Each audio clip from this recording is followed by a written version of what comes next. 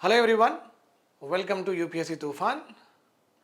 So already जो मेरे साथ बने हुए हैं या जुड़े हुए हैं जब से मेरा चैनल स्टार्ट हुआ है, तो आप लोगों को पता ही है Indian economic prelims cum mains series चल रही है 2024 और 2025 के लिए। ऑलरेडी इसमें एक लेक्चर मैं कंप्लीट कर चुका हूँ, that is L1 economic growth और इकोनॉमिक डेवलपमेंट। अभी जो लेक्चर चल रहा है ये L2 है, जो कि बजट है। और बजट में ऑलमोस्ट 10 पार्ट्स हो चुके हैं। सो जो मुझे पहली बार सुन रहे हैं उनके लिए ऑलरेडी 10 पार्ट्स पढ़ने हैं पुराने, और L1 भी कंप्लीट करना है। ये 11वां पार्ट है या 12वां पार्ट होगा, बट इतने पार्ट्स हो चुके हैं।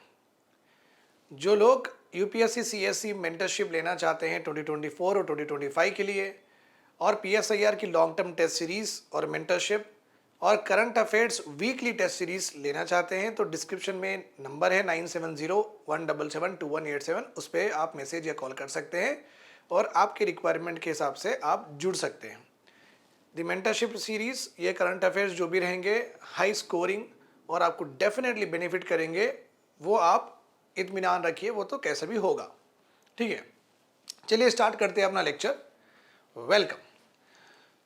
तो ऑलरेडी हम बजट पढ़ रहे थे। जो लोग मुझे पहली बार सुन रहे हैं, लास्ट लेक्चर देखिए। बजट हम एक्चुअली बजट में टैक्सेशन में आ चुके हैं, क्योंकि 3 दिन में अभी आने वाला ही है बजट। सो बजट की पूरी सीरीज कंप्लीट करना है, सो दैट बजट अपने को अच्छी तरीके से समझ में आए।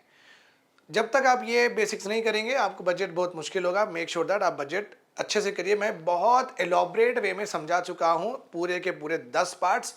आपको डेफिनेटली बेनिफिट होगा उससे। ठीक है, सो बजट में रेवेन्यू किसको बोलते हैं, कैपिटल किसको बोलते हैं, उसे हम देख चुके हैं। What is the meaning of revenue, what is the meaning of capital. फिर रेवेन्यू में कितने पार्ट्स होते हैं, revenue receipts, revenue expenditure. Capital में कितने पार्ट्स होते हैं, 2, कैपिटल रिसिप्ट्स, कैपिटल एक्सपेंडिचर। हम ये पार्ट पढ़ रहे हैं रेवेन्यू रिसिप्ट्स, तो यही पार्ट पे है हमें अभी यहाँ पे भी जाना है, वहाँ पे भी जाना है, पूरे कंप्लीट करना है। रेवेन्यू रिसिप्ट्स में गवर्नमेंट को जो इनकमिंग मनी है वो 2 सोर्सेज से आती है। एक तो टैक्स रेवेन्यू से आती है, टैक्स हमारे ऊपर इम्पोज करके गवर्नमेंट पैसे कमाती है, और एक आती है source of revenue, that is non tax revenues. ठीक है, यहाँ पे गवर्नमेंट टैक्स इम्पोज करके पैसे उनके पास नहीं आते हैं, दूसरे सोर्सेज से आते हैं, बट टैक्स से नहीं आते हैं।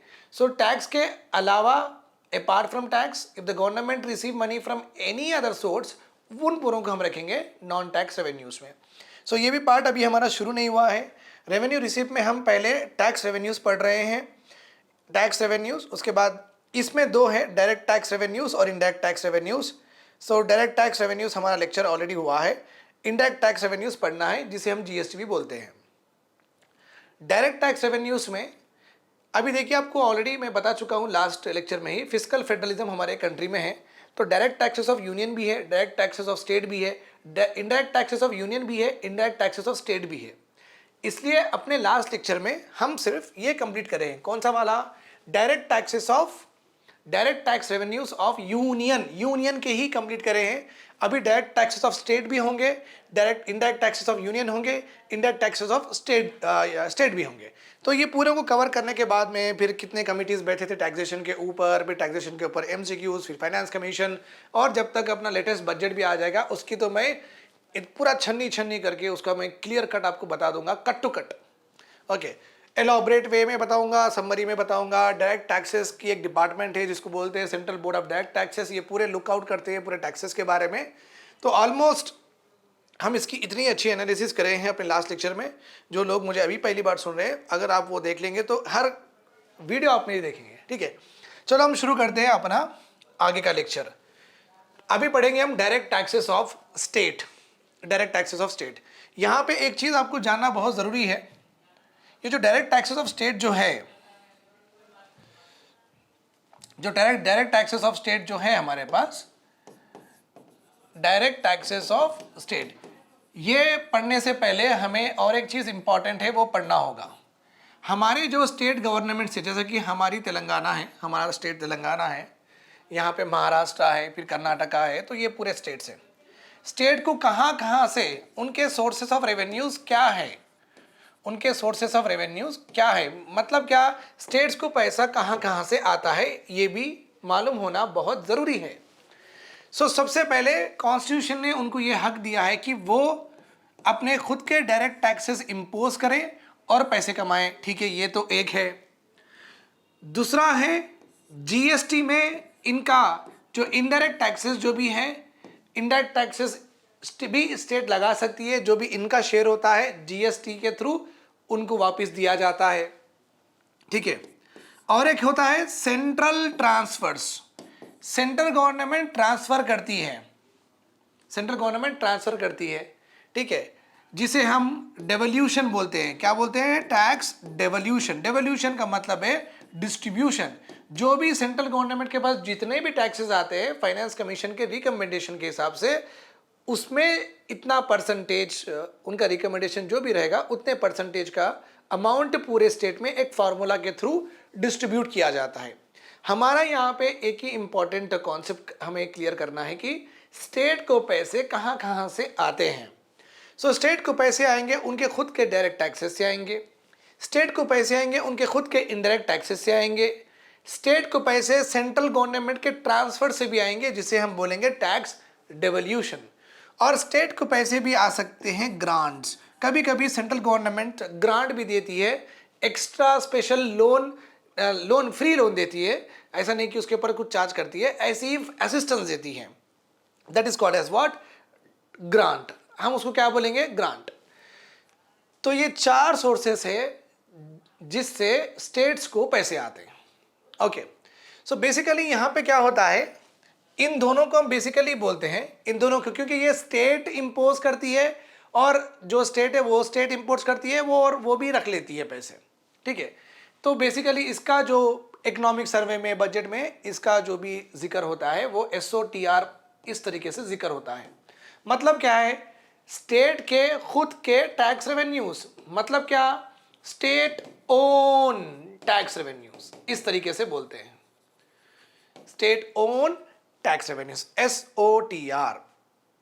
ओके, मतलब क्या? जो स्टेट खुद से अपने टैक्सेस लगा के जितना कमाती हैं उसको पूरों को हम बोलेंगे state own tax revenues. Okay, non tax से भी आते हैं, हम टैक्सेस के बारे में पढ़ रहे हैं तो मैं टैक्सेस तक ही रख रहा हूं इसे। ये एक होता है स्टेट ओन टैक्स रेवेन्यूज, उसके बाद में सेंट्रल गवर्नमेंट के ट्रांसफर्स होते हैं, ग्रांट्स भी दिए जाते हैं, फिर बोरिंग्स भी करते हैं। तो इतना सो आपको याद रहना चाहिए। वेरी वेरी क्लियर पिक्चर मैं आपको दे चुका हूं कहां से गवर्नमेंट को पैसे आते हैं। बारोइंग से भी आते हैं, ठीक है, नॉन टैक्स रेवेन्यूज से भी आते हैं। ये पूरे गवर्नमेंट स्टेट के जो सोर्सेस है, ये क्या है? स्टेट के सोर्सेस। ठीक है, चलिए आगे बढ़ते हैं। डायरेक्ट टैक्सेस ऑफ यूनियन में आप यहां पे देख सकते हैं, स्टेट को रेवेन्यूज आते हैं, tax revenues. As I have already told you, मैं ऑलरेडी बता चुका हूं, जो स्टेट खुद से टैक्स इंपोज करके जितना ही पैसा कमाती है उन पूरों को हम बोलेंगे स्टेट ओन टैक्स रेवेन्यूज। उसके बाद में जो सेंट्रल गवर्नमेंट स्टेट्स को देती है उसको बोलेंगे हम share in central taxes. Central government जितना भी टैक्सेस से कमाती है उसमें से एक शेयर स्टेट्स को डिस्ट्रीब्यूट करती है अकॉर्डिंग टू फाइनेंस कमीशन के फॉर्मूले के हिसाब से। मेजरली अगर ऊपर ऊपर बोरोइंग्स, ग्रांट्स, इन सबको हटा देंगे, टैक्सेस की ही बात करेंगे, तो स्टेट्स के पास 2 सोर्सेस है जहां से टैक्स के उनको रेवेन्यूज आते हैं। एक तो खुद से टैक्सेस लगाओ, पैसे कमाओ, और सेंट्रल गवर्नमेंट जो भी टैक्सेस कलेक्ट करती है वहां से उनको ट्रांसफर भी होते हैं फाइनेंस कमीशन के हिसाब से। इसलिए स्टेट के पास 2 तरह के सोर्सेस होते हैं main with respect to taxes. एक तो है खुद के स्टेट ओन टैक्स रेवेन्यूज, दूसरा है share in central taxes. Share in central taxes हमारा टॉपिक ऐसे भी नहीं है, वो बजट आए बाद अपने को पता चल जाएगा फाइनेंस कमीशन के हिसाब से। हम फाइनेंस कमीशन पढ़ने वाले ही है, तो ये पार्ट हम बाद में कवर करेंगे। अभी हम देखेंगे स्टेट के डायरेक्ट टैक्सेस क्या है, क्योंकि ऑलरेडी हम लास्ट लेक्चर में पढ़ चुके हैं स्टेट के यूनियन के डायरेक्ट टैक्सेस। तो आज हम पढ़ेंगे direct taxes of state. Okay, state भी टैक्सेस लगाती है इनकम पे। अब ये इनकम टैक्स नहीं होती है। इनकम टैक्स ऑलरेडी कहां पे लगता है? इनकम टैक्स ऑलरेडी लगता है कहां पे? सेंट्रल गवर्नमेंट लगाती है। तो कुछ अलग इनकम पे स्टेट भी टैक्स कर सकती है। वो क्या है? वो ऐसी क्या इनकम है जहां पे स्टेट को ही ये हक दिया गया है कि आप ही इसके ऊपर टैक्स लगाओ? एग्रीकल्चर इनकम, एग्रीकल्चर से जितना भी कमाते हैं लोग, फार्मर या कल्टीवेटर जितना भी एग्रीकल्चर पे कमाते हैं, तो उस पे टैक्स लगाने का हक स्टेट गवर्नमेंट को ही है। बट हमारे कंट्री में अभी तक कौन सी भी गवर्नमेंट, कोई सी भी स्टेट गवर्नमेंट एग्रीकल्चर से जितना भी इनकम आता है उसके ऊपर टैक्स नहीं लगाती है, क्योंकि एग्रीकल्चर पे डिपेंडेंसी पॉपुलेशन कितनी है, 50% है। अगर 50% वोट नहीं मिलेंगे गवर्नमेंट को, ओके, तो गवर्नमेंट वैसे भी गिर जाएगी। तो इतना बड़ा रिस्क कौन सी भी स्टेट या सेंट्रल गवर्नमेंट नहीं ले सकती है कि एग्रीकल्चर के इनकम पे टैक्स करें। इसलिए एग्रीकल्चर बहुत इजी इन्वेस्टमेंट होता है, क्योंकि उसके ऊपर टैक्स लगता ही नहीं है। कमाओ कमाओ कमाओ, करोड़पति बनते जाओ, अरबपति बनते जाओ। बट कॉन्स्टिट्यूशन में ये लिखा हुआ है कि अगर एग्रीकल्चर के इनकम पे टैक्स करना है, वो सिर्फ स्टेट गवर्नमेंट करती है, ठीक है। और एक होता है प्रोफेशन टैक्स। प्रोफेशन टैक्स ऐसा टैक्स होता है जो कि हर एम्प्लॉय से स्टेट कलेक्ट करती है, हर एम्प्लॉय से। ओके, मैं अब एक एजुकेटर हूं, एक फैकल्टी समझिए, एक लेक्चरर समझिए। तो मैं देखिए सालाना 10 लाख कमाता हूं, लेट सपोज 10 लाख के ऊपर मुझे अकॉर्डिंग टू प्रीवियस जो भी बजट है, वो टैक्स रेट के हिसाब से 30% मुझे देना है। ओल्ड टैक्सेशन सिस्टम की बात कर रहा हूं मैं। तो 10 लाख के ऊपर कमाए तो मुझे 30% देना है। मैं मोटा मोटा समझा रहा हूँ, उसी तरीके से समझिए, ईजी रहेगा। 30% 10 लाख का कितना होगा, 3 लाख मुझे देना है, ठीक है। तो मेरे जो एम्प्लॉयर है, जो मुझे एम्प्लॉय करते हैं, तो वो क्या करेंगे, मेरी 10 लाख सालाना तनख्वाह है ना, 3 लाख गवर्नमेंट को एक 12 महीने में बांट के दे देंगे। अगर मैं एग्जाम्पशंस, डिडक्शंस, ये सब कुछ भी कट नहीं कर लिया उसमें, बस मोटा मोटा समझा रहा हूँ, इस तरीके से समझिए। सर इंश्योरेंस पेंशन ये भी लेते हैं ना, कट करते ना, वो हमारा डिस्कशन अभी नहीं है, सो उसमें हम नहीं जाएंगे। बस ऊपर ऊपर समझिए कि ईजी रहेगा। 10 लाख मैं कमाता हूँ, तो मेरे जो ऊपर एम्प्लॉयर होते हैं ना, तो वो क्या करते हैं, मेरी सैलरी में से 12 महीने में 3 लाख 12 महीने में डिवाइड करके वो हर मंथ गवर्नमेंट को बनते हैं। इसके अलावा भी जितना वो बनते हैं गवर्नमेंट को 30%, वो 3 लाख जितना बढ़ते हैं ना, वो हर महीना बनते हैं ना 200 रुपये या 300 रुपये, जो भी स्टेट गवर्नमेंट, क्योंकि मेरा प्रोफेशन क्या है, लेक्चरर है, तो लेक्चरर के ऊपर इतना प्रोफेशन टैक्स है, कौन लगाई, स्टेट गवर्नमेंट। तो स्टेट गवर्नमेंट को 200-300 रुपये बनते हैं। तो हमारे स्टेट में 800 रुपये भी है, 200 रुपये भी है। रिमेंबर दिस पॉइंट, 200 कॉमन है, 200 कॉमन है, हर स्टेट लेती है। कौन सा भी प्रोफेशन करो आप, सुपरमार्केट में काम करो, सलून में काम करो, बट वो कंपनी रजिस्टर्ड होनी चाहिए। अगर रजिस्टर्ड होती है और एम्प्लॉय आपको चेक से पैसे देते हैं, और वो तो डेफिनेटली आपके 200 रुपये कट करके वो देंगे। तो एक तो मैं बन रहा हूँ 3 लाख रुपए यूनियन गवर्नमेंट को, जो कि हमारी इनकम पे लगा सो टैक्स। एक मैं बन रहा हूँ, मैं जो प्रोफेशन कर रहा हूँ, जो मेरा लेक्चर, वो तो इनकम पे लगा है। प्रोफेशन मेरा क्या है, लेक्चर। डॉक्टर का एक प्रोफेशन होता है, लॉयर का एक प्रोफेशन होता है, ओके। तो या प्रोफेशन के ऊपर जो भी टैक्स लगता है उसे बोलते हैं प्रोफेशनल टैक्स, वो स्टेट गवर्नमेंट लेती है, और ये हक स्टेट गवर्नमेंट को ही दिया गया है अकॉर्डिंग टू अवर कॉन्स्टिट्यूशन। सो उसे हम बोलेंगे प्रोफेशन के ऊपर टैक्स। और एक टैक्स लेती है ट्रेड के ऊपर इनकम, जो भी बेचते हैं, खरीदते हैं, जो भी ट्रेडिंग करते हैं, ट्रेड के ऊपर जो भी इनकम आप एक्स्ट्रा कमाते हैं, खरीदना बेचने में जिसको भी मुनाफा होता है, जिसको भी प्रॉफिट होता है, उनके ऊपर जो टैक्स लगता है वो ट्रेड टैक्स होता है, वो भी स्टेट गवर्नमेंट ही लेती है।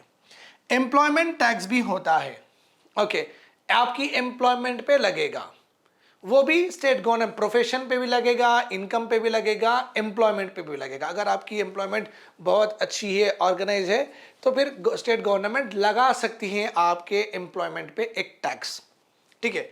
तो ये पूरे हो गए टैक्सेस ऑन इनकम, ठीक है।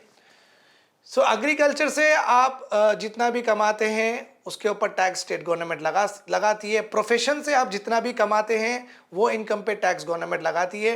ट्रेड से आप जितना भी इनकम कमाते हैं वो इनकम पे भी स्टेट गवर्नमेंट ही लगाती है। एम्प्लॉयमेंट से जितना भी आप इनकम कमाते हैं उसके ऊपर भी लगेगा आपको स्टेट गवर्नमेंट से टैक्स। सो ये पूरे हो गए टैक्सेस ऑन इनकम। हेडिंग याद रखना बहुत जरूरी है, एग्जाम में इस तरीके से आएगा, which one of the following taxes, direct taxes, are imposed by state government? Which one of the following direct taxes are imposed by the state government? Okay, on income. तो एग्रीकल्चर, प्रोफेशन, ट्रेड देके फिर वहां पे income tax देंगे, income tax wrong है, ठीक है, क्योंकि स्टेट गवर्नमेंट इनकम के ऊपर टैक्स नहीं लगाती है, डायरेक्ट इनकम के ऊपर नहीं लगाती है। स्टेट गवर्नमेंट ऐसे वाले इनकम के ऊपर टैक्स लगाती है, तो वो आर्गुमेंट ये 3 सही हैं। ओके, स्टेट गवर्नमेंट को ये भी हक दिया गया है कि वो प्रॉपर्टी के ऊपर भी टैक्स लगा सकते हैं और वो कैपिटल ट्रांजैक्शंस के ऊपर भी लगा सकते हैं। कैपिटल ट्रांजैक्शंस ऑलरेडी मैं लास्ट क्लास में बता चुका हूं, ऐसी एसेट जिससे आप पैसे कमा सकते हैं उसे हम बोलेंगे कैपिटल। जब कैपिटल जैसे कि लैंड है, लैंड के ट्रांजैक्शंस के ऊपर जो भी मुनाफा होता है तो वो उस पर कैपिटल गेन्स टैक्स लगता है। तो स्टेट गवर्नमेंट भी लगाती है बट छोटा वाला टैक्स लगाती है, वो सेम ट्रांजैक्शन पे।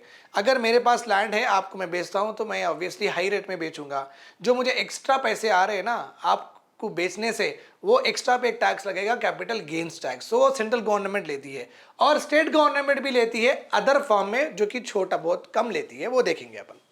सो बेसिकली यहाँ पे स्टेट के direct taxes can be imposed on income, can be imposed on property and capital transaction. देखेंगे लैंड रेवेन्यू, जितना भी आप जमीन से पैसा कमाते हैं यहाँ पे रेंट भी आएगा।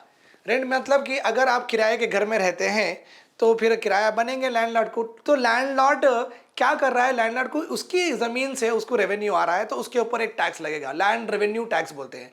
या आप एक लैंड खेती बाड़ी को देते हैं या फार्म हाउस को देते हैं या उस पर मॉल बनते हैं, फिर उस पर भी लैंड से रेवेन्यू आएगा, सो उसके ऊपर भी एक टैक्स लगेगा, that is called as land revenue tax. Basically owners, land owners के ऊपर टैक्स नहीं लगाते हैं, क्योंकि अगर लैंड ओनर्स के ऊपर टैक्स लगाएंगे तो लैंड ओनर्स क्या करेंगे, अपना जो रेंट रहेगा वो बढ़ा देंगे और बोल देंगे कि देखिए भाई 15,000 रुपये है 2 BHK, 2,000 रुपये गवर्नमेंट ले रही है, 17,000, तो गरीब के ऊपर ज़्यादा मार पड़ेगी। ओके, क्योंकि गरीब लोग ही किराए पे रहते हैं। अगर लैंड ओनर के ऊपर टैक्स लगेगा तो फिर वो गरीब लोगों को ही पे करो बोलेगा, तो गरीब को बचाने के लिए गवर्नमेंट बेसिकली रेंट ओनर्स के ऊपर, लैंड ओनर्स के ऊपर उनको टैक्स नहीं लगाती है। बहुत सारे स्टूडेंट्स मुझे ये क्वेश्चन पूछते हैं, सर ये तो इतना कमाते हैं, 5-5 घर के इनको पैसे आते हैं, फिर ये तो टैक्स में ही नहीं आ रहा, ऐसा बोलते हुए। पैन कार्ड 25,000 अबव ऐसा पैन कार्ड के सिस्टम भी, उसमें नहीं जाएंगे अपन, इतने से समझेंगे, ठीक है। लैंड से जो भी आप रेवेन्यू कमाते हैं उस पे आपको टैक्स लगेगा, which is called as land revenue tax. उसके बाद में स्टैम्प ड्यूटी। स्टैम्प ड्यूटी जब एक ज़मीन की जब खरीदारी और उसकी बेचना होता है तो वैल्यू के ऊपर जो लगेगा टैक्स, ओके, वो है स्टैम्प ड्यूटी, जो स्टेट गवर्नमेंट लगाती है। Stamp duty imposed on value of asset, and यहां पे लिख सकते हैं लैंड वैल्यू पे। यहां पे क्या है मालूम, 100 गज की जमीन है, 100 गज की जमीन है, तो 100 गज की जमीन 1 करोड़ में जा रही है। सिटी के बाहर 500 गज की है, वो 50 लाख पे जा रही है, ठीक है।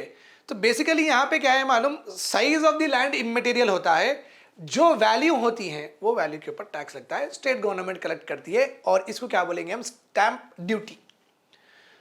और एक भी है रजिस्ट्रेशन फी, मींस अगर आपकी लैंड आप मुझे बेच रहे हैं तो आपकी लैंड के ऊपर जो टाइटल है, जो टाइटल पेपर पे जो टाइटल है, आपके नाम का टाइटल है, वो मेरे नाम पे करना है, नहीं है तो मेरे नाम पे रजिस्टर करना है, मेरे नाम पे रजिस्टर करना है, इसलिए इसमें बोलेंगे रजिस्ट्रेशन फी। तो लैंड का टाइटल ट्रांजैक्शन, टाइटल जब ट्रांसफर होता है तब एक टैक्स लगता है जिसे हम बोलेंगे रजिस्ट्रेशन फी, वो स्टेट ही कलेक्ट करती है। और एक भी होता है urban immovable properties. Urban immovable properties में जिसके पास फार्म हाउस होते हैं, जिसके पास 1 से 2-3 रेजिडेंशियल होम्स होते हैं, तो एक क्राइटेरिया होता है मोर देन 2 रेजिडेंशियल होम्स अगर किसी के पास है, या किसी के पास एक लग्जरियस बंगला है, ओके, किसी के पास एक फार्म हाउस है बड़ा सा, तो उनके ऊपर ये जो लोकल म्यूनसिपैलिटीज होते हैं वो एक्चुअली एक टैक्स लगाते हैं जिसका नाम है अर्बन इमूवेबल प्रॉपर्टी। बेसिकली अभी ये अर्बन इमूवेबल प्रॉपर्टी का टैक्स है वो म्यूनसिपल कॉरपोरेशंस वाले ही लगाते हैं, बट स्टेट के अंडर ही आता है एट दी एंड, ओके।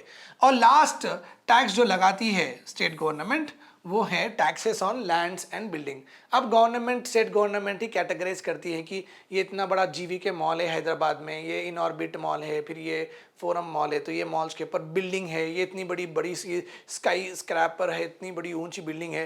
तो इस तरीके से अगर गवर्नमेंट खुद ही आइडेंटिफाई कर लेती है कि ऐसे वाले बिल्डिंग्स पे जिसमें ऐसे ऐसे सुविधाएं हैं, ऐसे ऐसे नेसेसिटीज़ हैं, ऐसे ऐसे ये है, तो टैक्सेस ऑन, हम उस पर टैक्सेस लगाएंगे। तो टैक्सेस ऑन, जैसे कि एक बड़ा सा गार्डन है एग्जॉटिक, वहाँ पे रखते हैं, एक बोटानिकल गार्डन होता है, तो वहाँ पे आप taxes on land on building state government ले सकती है। तो वो खुद ही आइडेंटिफाई करके बोलेंगे कि कौन से लैंड पे, कौन सी बिल्डिंग पे वो टैक्स कलेक्ट करेंगे।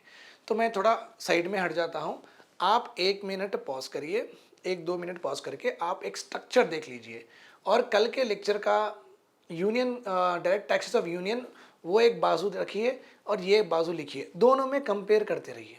Okay, comparison will give you lot of what is is lot of understanding of taxation. So हमेशा ये नहीं भूलना चाहिए कि कंपैरिजन करते ही रहना है।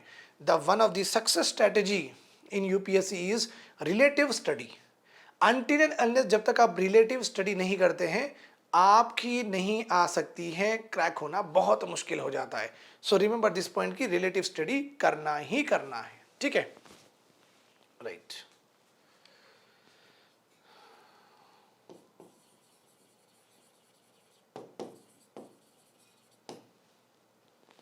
चलिए नेक्स्ट पढ़ेंगे हम इनडायरेक्ट टैक्सेस ऑफ यूनियन। तो हम डायरेक्ट टैक्सेस ऑफ यूनियन पढ़ लिए, डायरेक्ट टैक्सेस ऑफ स्टेट भी पढ़ लिया, अब हम पढ़ेंगे इनडायरेक्ट टैक्सेस ऑफ यूनियन। देखिए यहाँ पे ये पूरे अभी नहीं है, इसमें कस्टम ड्यूटी अलग है। जीएसटी में हम पढ़ेंगे कौन सी इनडायरेक्ट टैक्सेस जीएसटी में सम करे हैं, कौन सी मर्ज करे हैं, कौन सी बाहर निकाले हैं, बाद में पढ़ेंगे।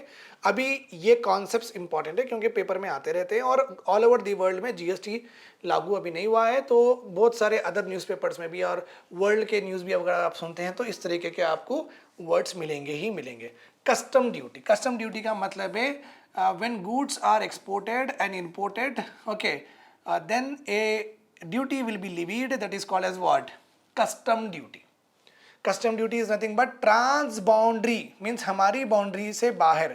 ट्रांसबाउंड्री जब ट्रांजैक्शंस होते हैं, ट्रांजैक्शन का मतलब है लेन देन, खरीदना बेचना, जब ट्रांसबाउंड्री ट्रांजैक्शंस होते हैं गुड्स या सर्विसेज के, तब एक टैक्स लगता है जिसे हम बोलेंगे कस्टम ड्यूटी। कस्टम ड्यूटी दो तरह की होती है, जब हम खरीदते हैं बाहर से, इंपोर्ट ड्यूटी कहते हैं, जब हम बाहर बेचते हैं, इंडिया से बाहर बेचते हैं, तो एक्सपोर्ट ड्यूटी बोलेंगे।